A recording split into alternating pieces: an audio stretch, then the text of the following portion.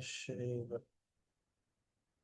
नमो विष्णुपदाय कृष्णप्रेष्ठाय भूतले श्रीमते भक्तिवेदांत स्वामी नित्यानंद नमस्ते सरस्वती देवी गौरवाणी प्रचारिणे निर्विशेष शून्यवादी पाश्चात्य देशतारिणी जय श्री कृष्ण चैतन्य प्रभु नित्यानंद श्री द्वैत गदाधर शिवासदि गौर भक्तवृंद हरे कृष्ण कृष्ण कृष्ण हरे हरे हरे राम राम राम हरे। సో మనం భగవద్గీత రెండవ అధ్యాయం ఒక నిమిషం.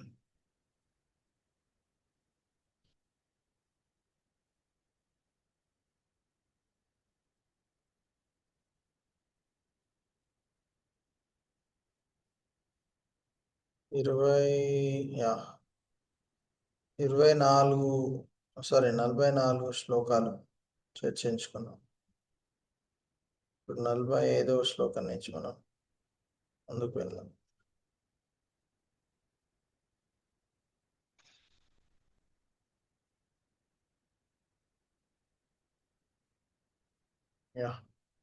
సో దయచేసి నాతో పాటు చెప్పండి. త్రైగుణ్య విషయ వేద త్రైగుణ్య విషయ వేద త్రైగుణ్య విషయ వేద.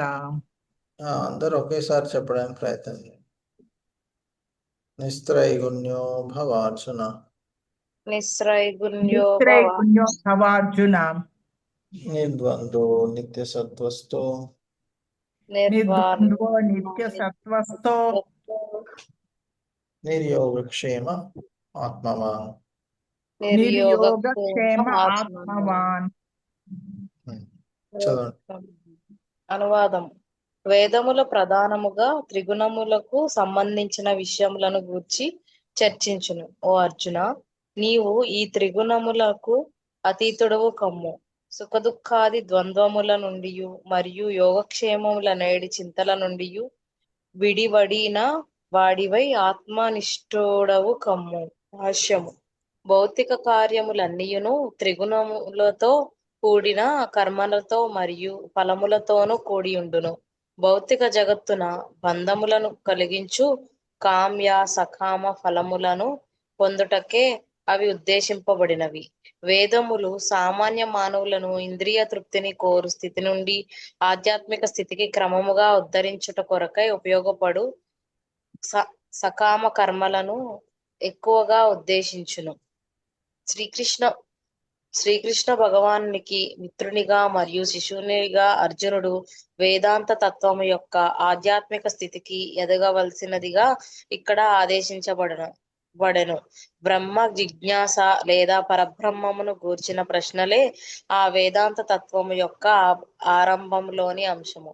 భౌతిక ప్రపంచమందలి జీవులందరూ మనుగడ కొరకై తీవ్ర సంఘర్షణమును సలుపుచుందురు. భగవానుడు అట్టి వారి కొరకై భౌతిక ప్రపంచమును సృష్టించిన పిమ్మట ఆ భౌతిక బంధముల నుండి విడివడి జీవించుట ఎట్లో కూడా ఉపదేశించు వైదిక జ్ఞానమును ప్రసాదించెను. ఇంద్రియ తృప్తిని కలిగించు కర్మలు అనగా కర్మకాండతో కూడిన భాగము ముగిసినంతనే ఉపనిషత్తుల రూపమున ఆధ్యాత్మికానుభూతిని సాధించుటకు అవకాశం కల్పింపబడినది. భగవద్గీత పంచమ వేదమైన మహాభారతం యొక్క భాగమైనట్లు ఉపనిషత్తులు కూడా వివిధ వేదములందలి భాగములు.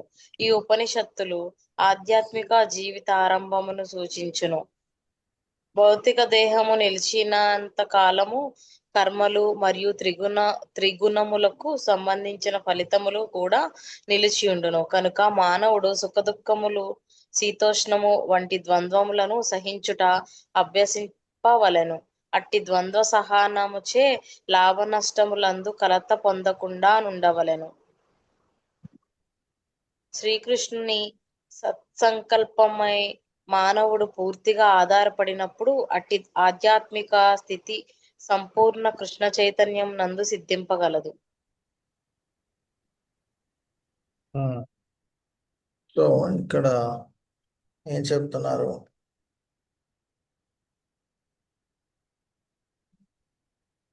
సో వేదాల్లో ఎన్నో విషయాలు చెప్పబడినాయి. సో ఒక విషయం ఏంటంటే కర్మకాండ. కర్మకాండ అంటే మన భౌతిక ఇంద్రియ తృప్తి పొందడానికి వివిధ దేవతల యొక్క యజ్ఞాలు, పూజలు ఇవన్నీ చేయడం వల్ల ఏం జరుగుతుంది? వారికి ఉదాహరణకి ఎవరికైనా వర్షాలు రావాలంటే ఇంద్రుడికి పూజ చేయడము, ఇలా వివిధ భౌతిక విషయాల కోసం వివిధ దేవతల్ని పూజించడము అలా చేసేవారు. సో వారి యొక్క భౌతిక కోరికలు నెరవేరేవి, కానీ భగవంతుడి యొక్క కృప మాత్రం ఎప్పుడు దొరకదు. సో ఇవి కేవలం భౌతిక విషయాల గురించే మనం జిజ్ఞాస చేస్తే భగవంతుడి గురించి జిజ్ఞాస ఉండదు. సో భగవంతుడు ఈ భౌతిక జగత్తులో జీవించడానికి కావాల్సిన అన్ని ఏర్పాట్లు చేశారు. దాంతోపాటు ఈ భౌతిక జగత్తు నుంచి ఎలా బయటపడాలో అది కూడా చెప్పడం జరిగింది. దానికే అతను వేదాలు, శాస్త్రాలు ఇవన్నీ ఇవ్వడం జరిగింది. కానీ అందులో ఈ వేదాల్లో ఉన్న కర్మకాండ సిద్ధాంతాన్ని పాటించకుండా భక్తి యోగాన్ని పాటించి భగవంతుడి సేవ చేసి మనము ఈ భౌతిక జగత్తు నుంచి బయటపడాలి. సో అది ఇక్కడ చెప్పడం జరిగింది. సో అలా చేస్తే మనము ఎప్పుడు సంతోషంగా, నిరంతరం సంతోషంగా, ఆనందంగా ఉండవచ్చు. సో కానీ అలా చేయని వాళ్ళు కేవలం కర్మకాండ సిద్ధాంతంలో నిమగ్నం ఉంటే వాళ్ళు ఎప్పటికీ సంతోషంగా ఉండలేరు. సో కాబట్టి మనము భక్తి యోగ మార్గం ద్వారా భగవంతుని సంతృప్తిపరచాలి. నెక్స్ట్, యావనార్థ ఉదాపానే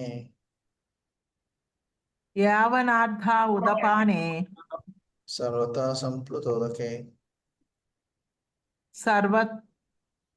సర్వత సంప్లుతోదకే తావాన్ సర్వేషు వేదేషు బ్రాహ్మణస్య విజానతః.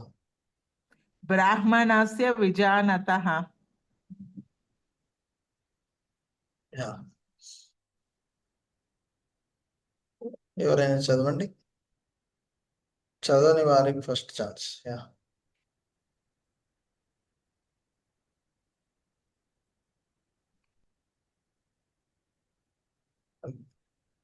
ఎవరైనా చదువుతానా?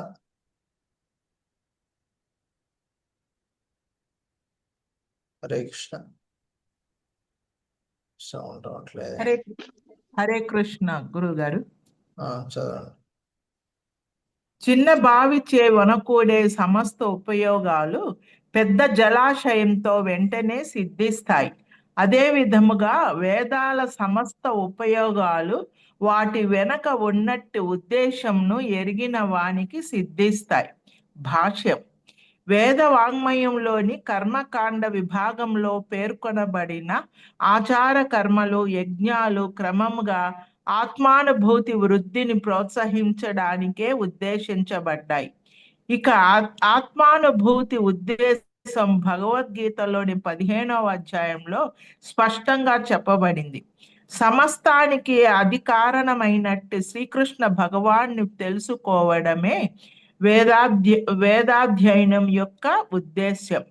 కనుక ఆత్మానుభవనం అంటే శ్రీకృష్ణుని, అతనితో మనిషికి ఉన్నట్టు నిత్య సంబంధాన్ని తెలుసుకోవడం అని అర్థం. జీవులకు శ్రీకృష్ణునితో ఉన్నట్టు సంబంధం కూడా భగవద్గీతలోని 15వ అధ్యాయంలో పేర్కొనబడింది. జీవులందరూ శ్రీకృష్ణుని అంశాలు కనుక వ్యక్తిగత జీవుడు కృష్ణ భక్తి భావనను జాగృతం చేసుకోవటమే మహోన్నతమైన వేద జ్ఞాన పరిపూర్ణ స్థితి అవుతుంది. ఇది శ్రీమద్ భాగవతంలో ఈ విధముగా ధృవపరపబడింది. అహోబత శవ చోతో గరియాన్ యజ్ఞాగ్రే వర్తతే నామ తుభ్యం తే పుస్తవస్తే జుహు సన్నురార్య బ్రహ్మ నూచుర్నామ గృణంతి ఏతే. దేవా, నీ పవిత్ర నామాన్ని కీర్తించేవాడు నీచమైన చండాలుని అంటే కుక్క మాంసం తినేవాడు వంశంలో పుట్టినప్పటికీ అత్యున్నతమైన ఆత్మానుభూతి స్థాయిలో నెలకొని ఉంటాడు. అటువంటి వాడు వేదానుష్ఠానం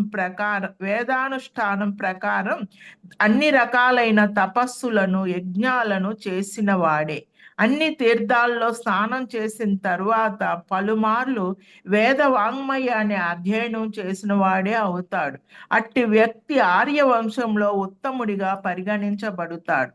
కనుక మనిషి కేవలం కర్మకాండకే అనురక్తుడు కాకుండా వేదాల ఉపయోగాన్ని అర్థం చేసుకునేటంత తెలివి కలవాడు కావాలి. ఉన్నతమైన ఇంద్రియ భోగం కొరకు స్వర్గలోకాలను పొందాలని కూడా అతను కోరుకోకూడదు. వేదానుష్ఠానంలోని అన్ని నియమ నిబంధనలను పాటించడం గాని వేదాంతాన్ని ఉపనిషత్తులను క్షుణ్ణంగా అధ్యయనం చేయడం గాని ఈ కాలంలో సామాన్య మానవునికి అసాధ్యం. కనుక వేదాల ఉద్దేశాలను నెరవేర్చటానికి చాలా సమయం, శక్తి, జ్ఞానము, వనరులు అవసరం అవుతాయి. ఇవన్నీ ఈ కాలంలో ఏమాత్రం సాధ్యపడవు. అయినా సమస్త పతితులను ఉద్ధరించే శ్రీ చైతన్య మహాప్రభు ఉపదేశించినట్లుగా భగవన్నామ కీర్తన ద్వారా వేదాల సర్వోత్తమ ఉపయోగం సిద్ధిస్తుంది. వేదాంత తత్వాన్ని అధ్యయనం చేయడానికి బదులుగా భావావేశం కలిగిన వానిగా భగవన్నామాన్ని ఎందుకు కీర్తిస్తున్నావని గొప్ప వేద పండితుడైన ప్రకాశానంద సరస్వతి అడిగినప్పుడు శ్రీ చైతన్య మహాప్రభువు సమాధానమిస్తూ తనను గురుదేవుడు మహామూఢునిగా భావించి పవిత్రమైన కృష్ణ నామాన్ని కీర్తించమని చెప్పినట్లుగా తెలిపారు. ఆయన ఆ విధంగానే చేసి ఉన్మత్తునిలాగా పారవశ్యానికి గురయ్యారు. ఈ కలియుగంలో దాదాపుగా జనులందరూ మూర్ఖులు. వేదాంత తత్వాన్ని అర్థం చేసుకోగలిగినంత విద్య లేని వారు అయి ఉంటారు. భగవంతుని పవిత్ర నామాన్ని అపరాధరహితంగా కీర్తించడం ద్వారా వేదాంత తత్వం యొక్క ఉత్తమ లాభం సిద్ధిస్తుంది. వేదాంతము వేద విజ్ఞానంలోని చివరి మాట. వేదాంత తత్వాన్ని రచించిన వాడు, ఎరిగినవాడు శ్రీకృష్ణ భగవానుడు. పవిత్రమైన భగవన్ నామాన్ని జపించటంలో ఆనందాన్ని పొందే మహాత్ముడే మహోన్నతుడైన వేదాంతి. అదే సమస్త వేద జ్ఞాన ఉద్దేశం. బాగుంది.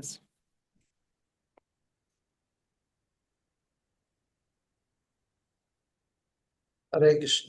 ధన్యవాదాలు. హరే కృష్ణ. ఒక చిన్న నూతి వలన కలిగే ప్రయోజనాలు పెద్ద జలాశయంలో ఆటోమేటిక్గా, ఎందుకంటే అక్కడ ఎక్కువ నీరు ఉంటాయి కాబట్టి అది ఆటోమేటిక్గా వారికి దొరుకుతుంది. సో అలానే వేదాల యొక్క సారం తెలిసిన వారు అన్ని వేదాల పఠనం చేయాల్సిన అవసరం లేదు. అందుకే కృష్ణుడు ఏమంటున్నాడు, వేదేశ సర్వైర్ అహమేవ వేద్యో వేదాంతకృత్ వేద విదేవ చాహ. సో మనము వేదాల ద్వారా భగవంతుడు కృష్ణుడి యొక్క తెలుసుకోవడం, అది వేదాల యొక్క ముఖ్యమైన తత్వం. సో మనం అనవసరంగా అన్ని వేదాలు చదవాల్సిన అవసరం లేదు. ఒకవేళ మనము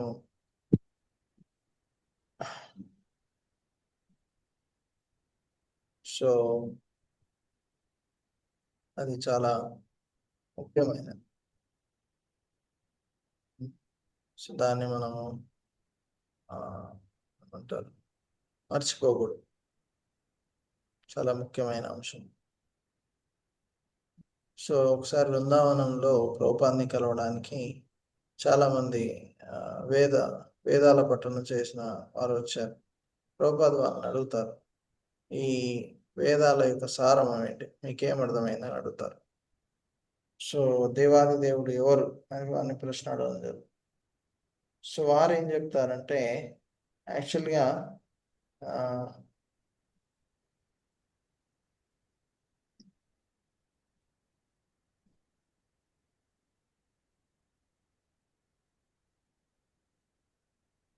వాళ్ళు ఏం చెప్తారంటే మాకు తెలియదు అంటారు. అప్పుడు ప్రభుపాదుల వారు అక్కడ ఉన్న చిన్న సరస్వతి అనే చిన్న పాపని పిలిచి దేవాది దేవుడు ఎవరంటే ఆవిడ ఏమంటే కృష్ణుడు దేవాదేవుడు అని చెప్తారు. అప్పుడు ప్రభుపాదుల వారు అంటే చూడు, మా ఇస్కాన్లో చిన్న పిల్లలు కూడా తెలుసు దేవాదేవుడు ఎవరంటే, కానీ మీరు అంత ఈ వేదాల పఠనం చేస్తే మీకు ఎవరు తెలియట్లేదు అని చెప్తున్నారు.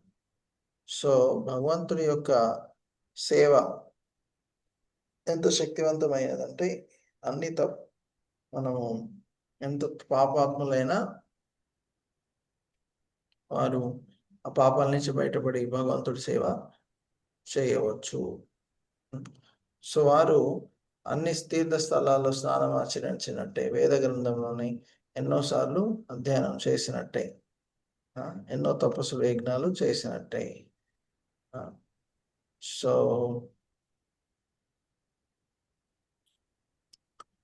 మనము దీన్ని సరిగా అర్థం చేసుకోవాలి.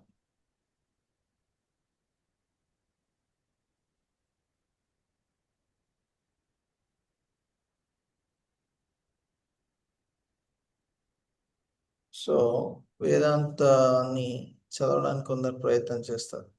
సో చైతన్య మహాప్రభు ఈ కలియుగంలో 500 సంవత్సరాల క్రితము ఈ హరినామాన్ని ప్రచారం చేశారు. సో అప్పుడు ఈ మాయవాదులు ప్రకాశం సరస్వతి అన్నారు, మీరు వేద జ్ఞానాన్ని ఎందుకు పఠనం చేయట్లేదని.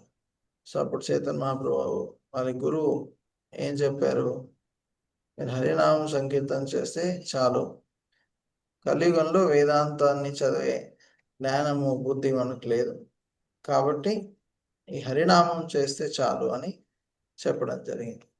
సో అందుకే వారు చైతన్య మహాప్రభు మొత్తం భారతదేశంలో ఈ హరినామాన్ని ప్రచారం చేయడం జరిగింది. ఓకే, సో కాబట్టి మనం కూడా ప్రచారం చేయడానికి ప్రయత్నం చేయాలి. Okay, Hare Krishna. Next famous శ్లోకము అందరు చెప్పండి. కర్మ 8 కారస్తే కర్మణ్యేవాధికారస్తే మా ఫలేషు కదాచన మా ఫలేషు కదాచన మా కర్మఫల హేతుర్భుర్ మా కర్మఫల హేతుర్భు మాతే సంగో స్వకర్మణి మాతే సంగో స్వకర్మణి.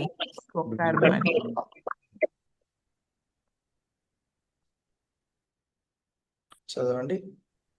హరే కృష్ణ ప్రభుజీ. విద్యుక్త ధర్మమును నిర్వర్తించటందే నీకు అధికారం కలదు, కానీ కర్మఫలములందు కాదు. నీ కర్మఫలములకు నీవే కారణమని ఎన్నడూను భావింపదు. అలాగుననే విద్యుక్త ధర్మమును వీడుట యందు ఆసక్తుడవు కాకు. భాష్యము. కర్మలు 3 రకాలు. విద్యుక్త ధర్మములు, కర్మ, దుష్కర్మములు, అకర్మములు. మానవుని భౌతిక గుణ స్వభావం అనుసరించి విధింపబడిన కర్మలు విద్యుక్త ధర్మములు. ప్రామాణిక గ్రంథములు అంగీకరింపని కర్మలు దుష్కర్మలుగా పిలువబడును. అకర్మ అనగా విద్యుక్త ధర్మమును చేయకుండుట. ఇక్కడ భగవానుడు అర్జునునికి కర్మ చేయకుండా ఉండరాదని మరియు ఫలమునందు ఆసక్తి లేకుండా విద్యుక్త ధర్మమును విధిగా నిర్వహింపవలెనని ఆదేశించాడు. కర్మ ఫలముల యందు ఆసక్తి కలిగి ఉండువాడు అట్టి కర్మమునకు కూడా కారణము అగును. ఇట్లు అతడు అట్టి కర్మల ఫలితముల వలన సుఖపడువాడో లేక దుఃఖపడువాడో అగుచున్నాడు. విద్యుక్త ధర్మములను నిత్య కర్మలు, అత్యవసర కర్మలు, కామ్య కర్మలు అని 3 విధములుగా విభజించవచ్చు. వైదిక శాస్త్ర ఆదేశాలను అనుసరించి ఎట్టి లాభాపేక్షను కోరకుండా స్వధర్మముగా చేయబడు నిత్య కర్మము సత్వగుణ కర్మ ఎనబడును. ఫలితమును వాంఛించుచూ చేయబడు కర్మ బంధకారణమైన మందున అది శుభప్రదము కాజాలదు. ప్రతి ఒక్కరికి వారి విద్యుక్త ధర్మమునందు అధికారం కలదు, కానీ అతడు ఆ ధర్మమును ఫలాపేక్ష రహితముగా నిర్వర్తించవలెను. అట్టి ఫలాపేక్ష రహితమైన విద్యుక్త ధర్మపాలనము మానవుని నిస్సందేహముగా ముక్తి మార్గము వైపునకు నడిపించును. కనుకనే ఫలాశక్తి లేకుండా స్వధర్మముగా భావించి యుద్ధమును చేయమని భగవానుడు అర్జునునికి బోధించి ఉండెను. యుద్ధమున పాల్గొనకుండా కూడా మరి ఒక విధమైన ఆసక్తియే యగును. అట్టి ఆసక్తి ఎన్నడూను మానవునికి మోక్ష మార్గమునందు నడిపించదు. ఆసక్తి అనుకూలమైనను లేదా ప్రతికూలమైనను అది బంధ కారణమే కాగలదు. అకర్మము పాపపూరితమైనది. కనుకనే స్వధర్మముగా భావించి యుద్ధము చేయుటయ్య అర్జునునికి శుభప్రదమైన మోక్ష మార్గమై ఉన్నది. హరే కృష్ణ. హరే కృష్ణ. సో ఇక్కడ కృష్ణుడు ఏమంటున్నాడు, మీరు ఎవరైనా కూడా మన ధర్మాన్ని పాటించవచ్చు, కర్మ చేయడానికి మనకు అధికారం, కానీ కర్మ ఫలాన్ని అపేక్ష చేయకూడదు. ఎందుకు? ఆ ఫలము అనేది మన చేతుల్లో లేదు, భగవంతుడి చేతుల్లో. మనము కర్మ ఫలాన్ని ఒకవేళ పొందితే అది మన వల్లే వచ్చిందని మనం భావించకూడదు. అలానే అలా అని చెప్పి కర్మ ఫలాన్ని ఆశించవద్దు, ఫలం పొందితే మనమే కారణం అనుకోకూడదు అన్నప్పుడు మనం అన్ని వదిలేసి ఎందుకు నేను ఏం చేయను వదిలేయడం, అది కూడా తప్పే. సో కర్మ 3 రకములు: కర్మ, అకర్మ, వికర్మ. సో మనం శాస్త్రాల అనుసారంగా మనం చేసే పనులు చేస్తే అది కర్మ, శాస్త్రాలకు విరుద్ధంగా చేస్తే వికర్మ, భగవంతుడి సేవ చేస్తే అది అకర్మ. సో ఈ కర్మ వికర్మలు మనల్ని భౌతిక జగత్తులో బంధం చేస్తాయి. ఈవెన్ దానము చేసినా కూడా మనం బంధం చేసే అవకాశం. మృగ అనే ఒక రాజు ఉండేవారు, ఆయన ఎన్నో దానాలు చేసేవారు. సో ఒకసారి కొన్ని ఆవుల్ని దానం ఇచ్చినప్పుడు ఒక ఆవు వేరే మందలో వెళ్ళినప్పుడు వేరే బ్రాహ్మణుడు దాన్ని తీసుకోవడం జరిగింది. అప్పుడు మొదటి బ్రాహ్మణుడు ఇంకో బ్రాహ్మణుడికి తగదాయింది. రాజు నేను మీకు ఇంకో ఆవుని ఇస్తానంటే వినలేదు. ఆఖరికి ఆ గొడవలో ఈ రాజుకే శాపం ఇచ్చారు, నీ వల్ల ఇదంతా జరిగింది అని వారు శాపం ఇవ్వడం జరిగింది.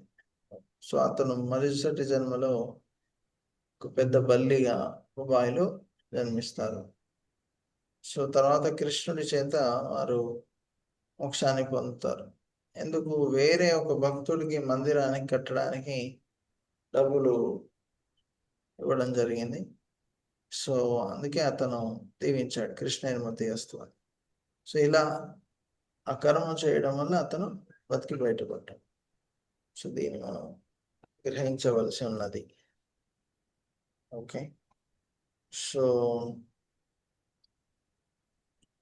యా, సో మనం ఏదైనా కర్మ చేయవచ్చు, కానీ కర్మ ఫలం మీద ఆసక్తి ఉండకూడదు.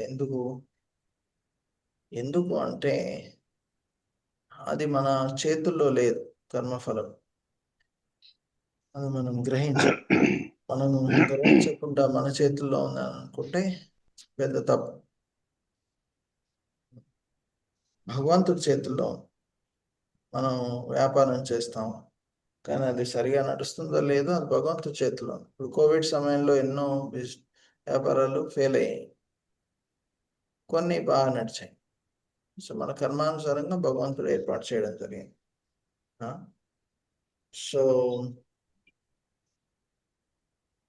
మరియు విద్యుత్ ధర్మంలో నిత్య కర్మలు, అత్యవసర కర్మలు, కామ్యకర్మలు. శాస్త్రాల అనుసారంగా చేయవచ్చు కర్మలు. కొన్ని అత్యవసరమై ఉంటాయి, కొన్ని మనకు నచ్చే ఉంటాయి. కానీ శాస్త్రాల అనుసారంగా ఇవన్నీ చేయవాలి, మన ఇష్టం వచ్చినట్టు చేయకూడదు. సో మనము సత్వగుణంలో అట్లీస్ట్ ఈ కర్మల్ని చేయాలి.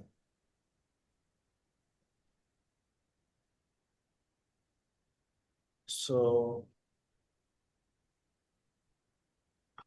యా, మరియు అకర్మ అనేది మనము అన్ని రకాల కర్మల నుంచి బయటపెడుతుంది. సో కాబట్టి మనము ఎంతో కృతజ్ఞత భావంతో భగవంతుడి సేవ చేయాలి. సో అప్పుడే మనము ఈ భౌతిక జగత్తు నుంచి బయటపడతాం. ఓకే, లేకుంటే ఫలాపేక్షతో చేస్తే మనం ఈ భౌతిక జగత్తులో ఉండవలసి వస్తుంది. ఎందుకంటే మనలో భోగం చేయాలనే ప్రవృత్తి ఉంది కాబట్టి. నెక్స్ట్, యోగస్థకురు కర్మాని యోగస్థ కురు కర్మాణి సంజ్ఞం త్యక్త్వా ధనంజయ సిద్ధ్యో సంగసిద్ధ్యో నమో సమో భూత్వా సముచ్యతే.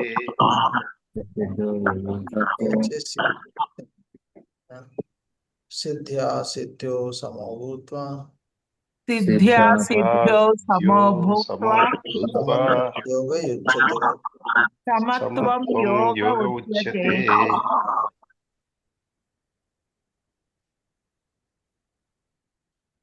చెప్పండి, అదే చదవండి.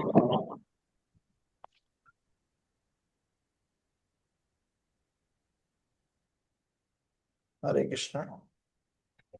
ఎవరైనా చదువుతారా? చదవని వాళ్ళకి ఛాన్స్ ఇద్దాం. ఓకే, లేకుంటే చదివిన వారైనా చదవచ్చు.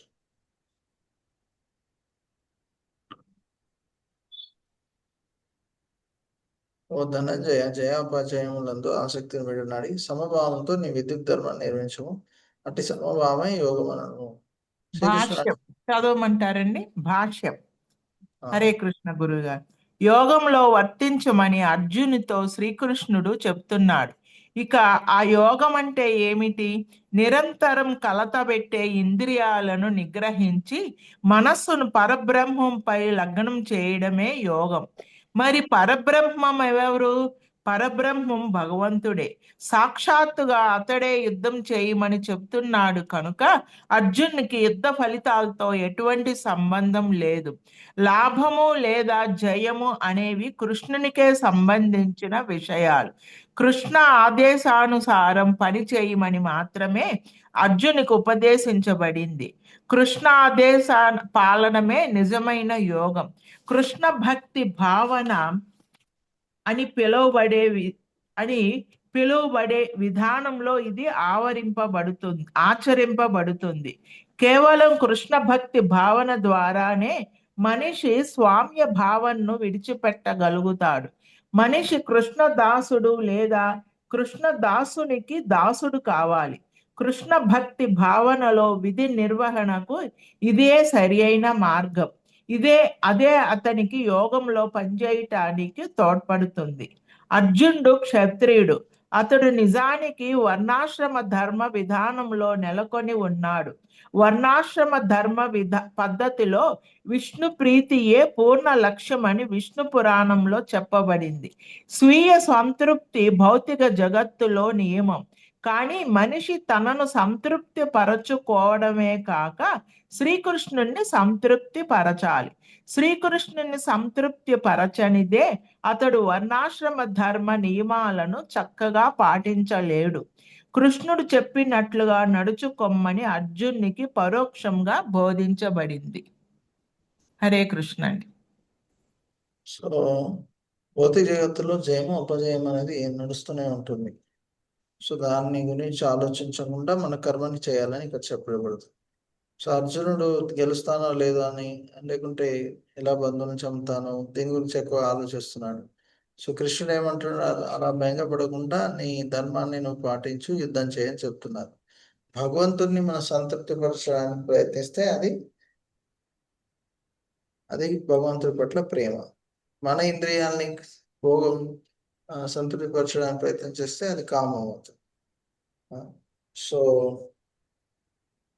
అర్జునుడు మొదట కృష్ణుడు అనుకున్న విధంగా కాకుండా తన మనసు చెప్పేది పట్టించుకునేవాడు. సో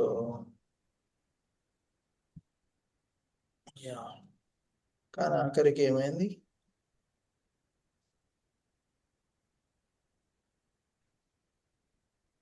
సో ఆఖరికి అర్జునుడు కృష్ణుడు చెప్పినట్టే పాటించడం వల్ల వారు గెలిచారు, లేకపోతే కష్టమే.